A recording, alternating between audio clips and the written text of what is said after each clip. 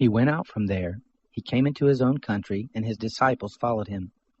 When the Sabbath had come, he began to teach in the synagogue, and many hearing him were astonished, saying, "Where did this man get these things?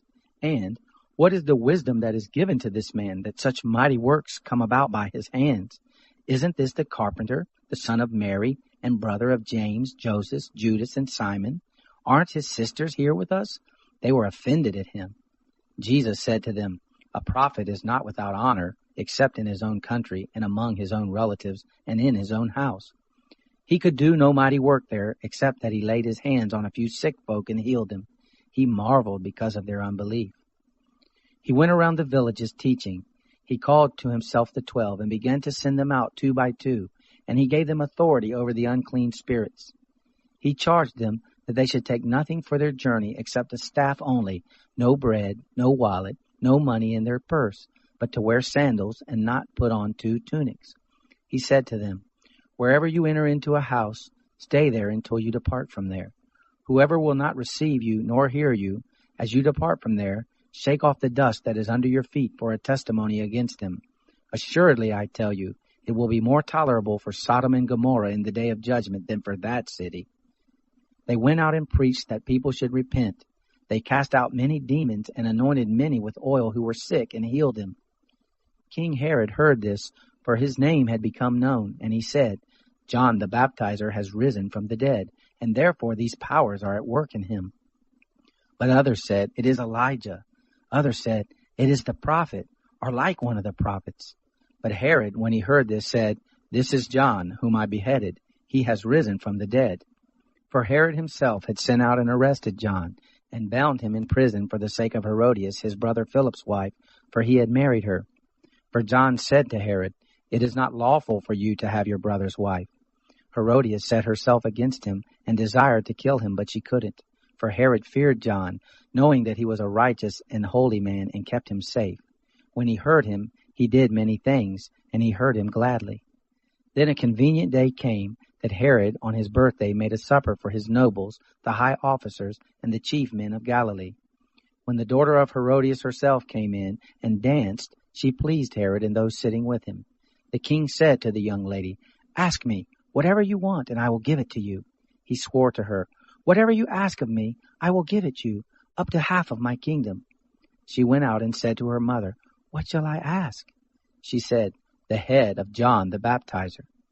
She came in immediately with haste to the king and asked, "I want you to give me right now the head of John the Baptizer on a platter." The king was exceedingly sorry, but for the sake of his oaths and of his dinner guest, he didn't wish to refuse her. Immediately the king sent out a soldier of his guard and commanded to bring John's head, and he went and beheaded him in the prison, and brought his head on a platter, and gave it to the young lady, and the young lady gave it to her mother. When his disciples heard this, they came and took up his corpse and laid it in a tomb. The apostles gathered themselves together to Jesus, and they told him all things, whatever they had done and whatever they had taught. He said to them, "You come apart into a deserted place and rest a while." For there were many coming and going, and they had no leisure so much as to eat. They went away in the boat to a desert place by themselves. They saw them going, and many recognized him and ran there on foot from all the cities. They arrived before them and came together to him. Jesus came out, saw a great multitude, and he had compassion on them, because they were like sheep without a shepherd, and he began to teach them many things. When it was late in the day, his disciples came to him and said, "This place is deserted, and it is late in the day. Send them away, that they may go into the surrounding country and villages and buy themselves bread, for they have nothing to eat." But he answered them, "You give them something to eat." They asked him, "Shall we go and buy 200 denarii worth of bread and give them something to eat?" He said to them, "How many loaves do you have? Go see." When they knew, they said, 5, and 2 fish. He commanded them that everyone should sit down in groups on the green grass.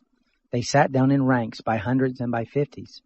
He took the 5 loaves and the 2 fish, and looking up to heaven, he blessed and broke the loaves, and he gave to his disciples to set before them, and he divided the 2 fish among them all. They all ate and were filled. They took up 12 baskets full of broken pieces, and also of the fish. Those who ate the loaves were 5,000 men. Immediately he made his disciples get into the boat, and to go ahead to the other side, to Bethsaida, while he himself sent the multitude away. After he had taken leave of them, he went up the mountain to pray. When evening had come, the boat was in the midst of the sea, and he was alone on the land. Seeing them distressed in rowing, for the wind was contrary to them, about the 4th watch of the night he came to them, walking on the sea. And he would have passed by them, but they, when they saw him walking on the sea, supposed that it was a ghost, and cried out, for they all saw him and were troubled. But he immediately spoke with them and said to them, Cheer up, it is I, don't be afraid. He got into the boat with them, and the wind ceased, and they were very amazed among themselves and marveled, for they hadn't understood about the loaves, but their hearts were hardened. When they had crossed over, they came to land at Gennesaret and moored to the shore. When they had come out of the boat, immediately the people recognized him, and ran around that whole region, and began to bring those who were sick on their mats to where they heard he was. Wherever he entered, into villages or into cities or into the country, they laid the sick in the marketplaces, and begged him that they might touch just the fringe of his garment, and as many as touched him were made well.